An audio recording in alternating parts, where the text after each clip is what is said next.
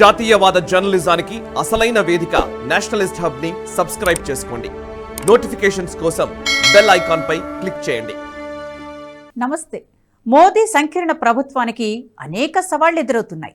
రాజకీయంగానే కాకుండా సైద్ధాంతికంగానూ కాషాయ పార్టీ ఈ 5 ఏళ్లు అనేక సవాళ్లను ఎదుర్కొనుంది. ఇప్పటికే ప్రతిపక్ష నేత రాహుల్ గాంధీ పార్లమెంటులో హిందుత్వ రాజకీయాలను ప్రశ్నిస్తున్నారు. హిందువులని చెప్పుకునేవారు హింసకు పాల్పడుతున్నారనే వ్యాఖ్యలు తాజాగా దుమారం రేపాయి.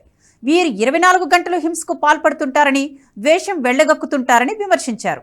దీనిపై బీజేపీ విమర్శలు ఎక్కుపెట్టింది. రాహుల్ ఆరోపణలకు బదులిస్తూ యావత్తు హిందువులందరినీ హింసావాదులని విమర్శించడం తగదని ప్రధాని నరేంద్ర మోదీ అన్నారు. అయితే కాంగ్రెస్ పార్టీ హిందువులపై తన అక్కసును ప్రదర్శించడానికి కారణమేంటి? రాహుల్ గాంధీ విపక్ష నేతగా తన ప్రసంగంలో ఈ అంశాలను లేవదీయడానికి కారణమేమై ఉండొచ్చు చూద్దాం. కాంగ్రెస్ పార్టీకి గత 10 ఏళ్లలో ఎన్నడూ లేనన్ని సీట్లు వచ్చాయి. కేవలం 99 సీట్లకే ఆ పార్టీ పరిమితం అయినప్పటికీ దశాబ్ద కాలంలో దక్కని ప్రతిపక్ష హోదా ఆ పార్టీకి దక్కింది. దీంతో కాంగ్రెస్ తనకు ఇదే మంచి సమయమని భావిస్తుంది.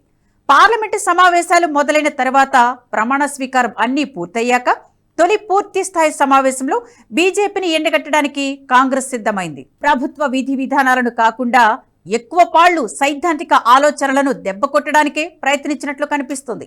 ఇందులో భాగంగానే విపక్ష నేత రాహుల్ గాంధీ తన ప్రసంగంలో ఎక్కువగా హిందుత్వ రాజకీయాలను విమర్శించారు. ఈ క్రమంలో చేసిన వ్యాఖ్యలు దుమారం రేపాయి.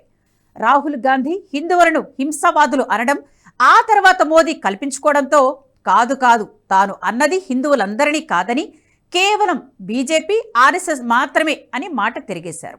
అయితే రాహుల్ చేసిన ఈ వ్యాఖ్యలు ఏదో తత్రపాటులన్నవి కావు. వీటి వెనుక చాలా కసరత్తు దాగి ఉంది. ముఖ్యంగా ఇండి కూటమి సైద్ధాంతికంగానే హిందువులు హింసావాదులుగా భావిస్తున్నట్లు తెలుస్తోంది. 2019 మే నెలలో సిపిఎం కేంద్ర ప్రధాన కార్యదర్శి సీతారాం ఏచూరి సైతం ఇటువంటి వ్యాఖ్యలనే చేశారు. హిందువులు హింసాత్మకంగా ఉండరని ఎలా చెబుతారంటూ ఏచూరి ఆర్ఎస్ఎస్ ప్రచారకులను ప్రశ్నించారు. రామాయణ, మహాభారతులని ఘట్టాలు హిందువులు కూడా హింసకు పాల్పడతారని నిరూపిస్తున్నట్లు పేర్కొన్నారు. గతంలో సనాతన ధర్మంపై డిఎంకే నేత, తమిళనాడు ముఖ్యమంత్రి స్టాలిన్ తనయుడు, రాష్ట్ర మంత్రి ఉదయనిధి స్టాలిన్ సైతం వివాదాస్పద వ్యాఖ్యలు చేశారు. చెన్నైలో సనాతన నిర్మూలన పేరిట నిర్వహించిన తమిళనాడు ప్రగతిశీల రచయితలు, కళాకారుల సంఘ సమావేశానికి ముఖ్య అతిథిగా హాజరైన ఆయన కొన్నింటిని వ్యతిరేకిస్తే సరిపోదని, పూర్తిగా నిర్మూలించాలని చెప్పారు. సనాతన ధర్మం డెంగీ, మలేరియా, కరోనా లాంటిదని, అది సమానత్వానికి, సామాజిక న్యాయానికి వ్యతిరేకమని వ్యాఖ్యానించారు. దీన్ని ఖచ్చితంగా నిర్మూలించాల్సిందే అని పేర్కొన్నారు. కాంగ్రెస్ పార్టీతో పాటు ఇండి కూటమి కూడా సైద్ధాంతికంగా బీజేపీని అంతం చేయకపోతే తాము ఎదగలేమనే భావనకు వచ్చేశాయి. కమలం పార్టీ ఎదుగుదలలో కేవలం రాజకీయంగా మాత్రమే ఎదగలేదు, సైద్ధాంతికంగా తన పునాదులను ఏర్పరచుకుంది. హిందూ సిద్ధాంతాల ఆధారంగా ఏర్పడిన పార్టీ బీజేపీ. తన మాతృ సంస్థ ఆర్ఎస్ఎస్ సైద్ధాంతిక భావాలతో పనిచేస్తుంది. బీజేపీ రామ మందిర రథయాత్రతో దేశ ప్రజలకు పరిచయమైంది. అంతకుముందు ఎన్నికల్లోనూ పార్టీ పోటీ చేసిన దేశవ్యాప్తంగా పరిచయమైంది మాత్రం రథయాత్రతోనే. రామ మందిర నిర్మాణాన్ని నాటి పార్టీ అగ్రనేతలు వాజ్పేయి, అద్వానీలు తమ భుజాలపై ఎత్తుకున్నారు. అద్వానీ పార్టీని హిందూ రాజకీయాల వైపు నడిపించారు. స్థానిక ప్రభుత్వాలు కరసేవకులపై కాల్పులు జరిపినా, పార్టీ కార్యకర్తలను కోల్పోతున్నా సిద్ధాంతాలను మాత్రం వదలలేదు. దీంతో కమలం పార్టీకి క్రమంగా సీట్లు పెరుగుతూ వచ్చాయి. కొన్నిసార్లు కమలం పార్టీ సంకీర్ణ ప్రభుత్వాలను సైతం ఏర్పాటు చేసింది. వాజ్పేయి 5 ఏళ్లు సంకీర్ణ ప్రభుత్వాన్ని అప్రతిహతంగా నడపగలిగారు. అయితే అద్వానీ, వాజ్పేయిల యుగంలో పార్టీకి పూర్తి మెజారిటీతో అధికారం దక్కలేదు. సంకీర్ణ రాజకీయాలు, మిత్రపక్షాల అండ లేనిదే మనుగడ సాగించలేని పరిస్థితి ఉండేది. అందుకే పాలనపైనే దృష్టి సారించాల్సి వచ్చింది. రామ మందిరం నిర్మిస్తామని చెప్పిన పార్టీ సంకీర్ణ ప్రభుత్వం కావడంతో అప్పట్లో నిర్మించలేకపోయింది. అయితే 2014లో బీజేపీ తొలిసారిగా పూర్తి స్థాయి మెజారిటీతో అధికారంలోకి వచ్చింది. ఆ పార్టీకి సొంతంగానే 282 సీట్లు వచ్చాయి. దీంతో మిత్రపక్షాల అవసరం లేకుండా పోయింది. 2019లోనూ ఆ పార్టీకి 303 సీట్లు వచ్చాయి. దీంతో 10 ఏళ్ల సుస్థిర పాలన నడపగలిగారు మోదీ. ఈ సమయంలో దేశంలో హిందుత్వ అంశాలను సైద్ధాంతికంగా బీజేపీ తట్టిలేపింది. ఒకప్పుడు కాంగ్రెస్ పాలన సమయంలో హిందువులు బొట్టు పెట్టుకోవాలంటేనే నామోషిగా భావించే విధంగా పరిస్థితులు ఉండేవి. కమ్యూనిస్టులు దీన్ని తమ భుజాలకెత్తుకున్నారు. హిందువు అని చెప్పుకునేందుకు సైతం నామోషిగా భావించే స్థాయికి తీసుకొచ్చారు. అయితే మోదీ అధికారంలోకి వచ్చాక ఈ భావన క్రమంగా తొలగిపోయింది.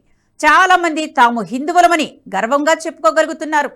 ఇప్పటికీ గర్వ్ సే కహో హమ్ హిందూ హై అనే స్టేటస్లు పెట్టుకుంటున్నారు. దీనికి తోడు కల్చరల్ రెనోవేషన్ పేరిట మోదీ అనేక ధార్మిక కార్యక్రమాలకు శ్రీకారం చుట్టారు.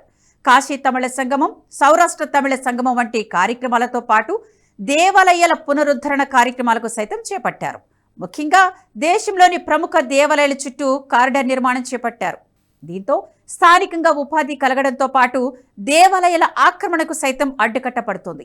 వీటితో పాటు బీజేపీ అధికారంలోకి రాకముందు వరకు దేశంలో కేవలం కుల రాజకీయాలు ఉండేవి. హిందువులు ఎప్పుడూ మతపరంగా సంఘటితం కాలేదు. అక్కడక్కడ కొన్ని చోట్ల మతపరంగా పోలరైజ్ అయినా అది తక్కువ స్థాయిలో ఉండేది. కాంగ్రెస్ కులపరమైన పోలరైజేషన్ సాధిస్తే బీజేపీ అందులో వెనుకబడి ఉంది. ఈ క్రమంలో మోదీ అధికారంలోకి వచ్చిన తర్వాత నుంచి దేశంలో హిందూ పోలరైజేషన్ పెరుగుతూ వచ్చింది. క్రమంగా ఇది బీజేపీకి కలిసి వచ్చింది. హిందువులు ఎంతగా పోలరైజ్ అయితే కాంగ్రెస్ అంతగా నష్టపోతూ వచ్చింది. గుజరాత్, మధ్యప్రదేశ్, యూపీ వంటి రాష్ట్రాల్లో హిందూ పోలరైజేషన్ వల్ల కాంగ్రెస్ గతంలో చావు దెబ్బతింటూ వచ్చింది. గత ఎన్నికల్లో బీజేపీ హిందూ పోలరైజేషన్ కోసం గట్టిగా ప్రయత్నించలేదు. బీజేపీ ఈసారి పూర్తిగా అభివృద్ధి ప్రధాన ఎజెండాగా ఎన్నికలకు వెళ్లాలని నిర్ణయించుకుంది. కాంగ్రెస్ మైనార్టీ పోలరైజేషన్ చేస్తున్నా కూడా తాను హిందుత్వ పోలరైజేషన్ చేయకుండా కేవలం అభివృద్ధి అజెండాగా ముందుకు సాగుతామని నిర్ణయించుకుంది. అయితే విపక్షాల మైనార్టీ పోలరైజేషన్ను సరిగ్గా అంచనా వేయలేకపోయింది బీజేపీ. మొదటి, రెండవ దశ ఎన్నికలు జరిగిన తర్వాత ఓటింగ్ పర్సంటేజ్ పెరగకపోవడం, మైనార్టీలు ఎక్కువ శాతం ఓటింగ్లో పాల్గొనడంతో బీజేపీ తన ప్లాన్ మార్చింది. అందుకే అభివృద్ధి ప్రధాన అజెండాగా ముందుకు సాగితే కుదరదని గ్రహించింది. మూడవ దశ ఎన్నికల ప్రచారంలో హిందూ పోలరైజేషన్కు మోదీ ప్రయత్నించారు. విపక్షాలు దేశ సంపద అంతటా మైనార్టీలకు పంచిపెట్టేందుకు కుట్ర పన్నుతున్నాయని ఆరోపించారు. రాహుల్ గాంధీ వెల్త్ డిస్ట్రిబ్యూషన్లో భాగంగా మైనార్టీలకి మొదటి హక్కులు కల్పిస్తారని ఆ పార్టీ సిద్ధాంతాలను ప్రజలకు వివరించే ప్రయత్నం చేశారు. కానీ అప్పటికే సమయం మించిపోయింది. మైనార్టీలు పోలరైజ్ అయినంత స్థాయిలో హిందువులు పోలరైజ్ అవ్వలేదు. దీంతో కమలం పార్టీకి సీట్లు తగ్గాయి. హిందూ పోలరైజేషన్కు కీలకమైన రాష్ట్రాలైన హిందీ బెల్ట్లోనే కమలం పార్టీ వెనుకబడింది. దీంతో ఇదే మంచి సమయమని కాంగ్రెస్ పార్టీ భావిస్తుంది. బీజేపీ సైద్ధాంతిక పునాదులను దెబ్బ కొడితే ఆ పార్టీని పడగొట్టడం సులభమవుతుందని ఇండి కూటమి సైతం వ్యూహరచన చేస్తోంది. అయితే మోదీ ప్రభుత్వానికి కేవలం కాంగ్రెస్ నుంచే కాదు, వేర్పాటువాదుల నుంచి సంకటం ఏర్పడింది. తాజాగా ఉగ్ర నిధుల కేసు నిందితుడు ఇంజనీర్ రషీద్ ఎంపీగా ప్రమాణం చేసేందుకు జాతీయ దర్యాప్తు సంస్థ ఎన్ఐఏ అనుమతిచ్చింది. జమ్మూ కాశ్మీర్కు చెందిన షేక్ అబ్దుల్ రషీద్ అలియాస్ ఇంజనీర్ రషీద్ లోక్సభ ఎన్నికల్లో బారాముల్లా నియోజకవర్గం నుంచి స్వతంత్ర అభ్యర్థిగా పోటీ చేసి విజయాన్ని సాధించారు. తాజాగా ఎన్ఐఏ ఆయన ప్రమాణ స్వీకారానికి అనుమతి ఇవ్వడంతో పార్లమెంటులో అడుగుపెట్టడం దాదాపు ఖరారైపోయినట్లే.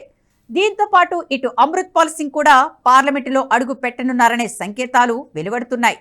ఈ క్రమంలో అటు దళిత నాయకుడు చంద్రశేఖర్ ఆజాద్ అలియాస్ రావణ్ ఇప్పటికే పార్లమెంటులో ఎంపీగా ఉన్నారు. వీరందరి మధ్య ఈ 5 ఏళ్లు బీజేపీ సైద్ధాంతిక పునాదులే టార్గెట్గా విపక్షాలు పావులు కదపనున్నాయి. వీటిని బీజేపీ ఏ విధంగా ఎదుర్కొంటుందో తెలియాలంటే వేచి చూడాల్సిందే. ఈ వీడియో మీకు నచ్చినట్టయితే లైక్ చేయండి, 10 మందికి షేర్ చేయండి. అలాగే కామెంట్ల రూపంలో మీ అభిప్రాయాలను మాతో పంచుకోండి. Nationalist hub group of channels ను సబ్స్క్రైబ్ చేసుకుని తెలుగునాట జాతీయవాద జర్నలిజాన్ని ప్రోత్సహించండి. ఈ వీడియో కింద ఉన్న బెల్ ఐకాన్ పై క్లిక్ చేయడం మర్చిపోవద్దు.